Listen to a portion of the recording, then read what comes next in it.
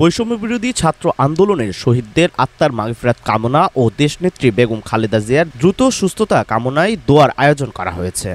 ৩০ August শুক্রবার জুমার নামাজের পর রাজধানীর ২৭ নং ওয়ার্ড চকবাজার থানা বকশীবাজার জামে মসজিদে এ দোয়া করা হয়। এ সময় উপস্থিত ছিলেন মাহেরুক বিবি ওয়াকফ স্টেটের বকশীবাজার জামে মসজিদের মোতাওয়াল্লি মোহাম্মদ আব্দুল করিম লালু মিয়া, বাংলাদেশ জাতীয়তাবাদী যুব কেন্দ্রীয় কমিটির কৃষি বিষয়ক সম্পাদক, সাবেক ঢাকা মহানগর দক্ষিণ যুবদলের সভাপতি সাইদ হাসান মিন্টু, চকবাজার থানা বিএনপির সাবেক সিনিয়র সহসভাপতি হাজী টিপু সুলতান, চকবাজার থানা বিএনপির সাবেক সাংগঠনিক সম্পাদক ২৯ নং ওয়ার্ড বিএনপির কাউন্সিলর হাজী শফিকুল ইসলাম রাসেল, ৩০ নং ওয়ার্ড বিএনপির সাবেক সিনিয়র সহসভাপতি হাজী মাহবুব, ২৭ নং ওয়ার্ড বিএনপির সাবেক সাংগঠনিক সম্পাদক খোরশেদ আলম মনি, বিশিষ্ট ব্যবসায়ী শানে এলাহি, বিশিষ্ট ব্যবসায়ী মোহাম্মদ শামীম, বিশিষ্ট ব্যবসায়ী মোহাম্মদ আলমগীর, বিশিষ্ট ব্যবসায়ী মোহাম্মদ দিদারুল আলম, আনিসুল রহমান বাবু,